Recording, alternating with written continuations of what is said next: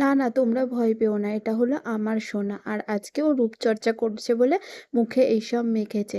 আর তারপরে চলে এসেছে রান্নাঘরে। আজকে আমার শরীরটা খুব একটা ভালো ছিল না। সেই জন্য ও ৪ টে ডিম আর টক দই নিয়ে লেগে পড়েছে।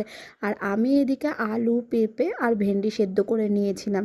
এরপরে দেখলাম সোনা এরকম একটা জিনিস বানিয়ে নিয়েছে, যেটা খেতে কিন্তু দুর্দান্ত হয়েছিল, দেখতে খুব একটা ভালো না হলেও।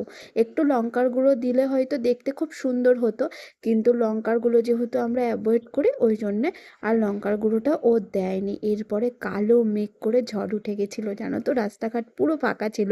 আর আমি সোনা আর ননিকে নিয়ে কিন্তু এই ঝড়টা দারুণ উপভোগ করছিলাম। ওয়েদারটাও বেশ ঠান্ডা হয়ে গেল, ভীষণ ভালো লাগছিল। আজকে রবিবারের দিনটা আমি এভাবেই কাটিয়ে ফেললাম। তোমরা কে কীভাবে রবিবারের দিনটা কাটালে আমাকে বলো তো।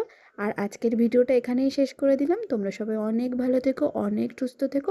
আর হ্যাঁ, তোমরা কিন্তু সবাই অনেক হ্যাপি থেকো। টাটা।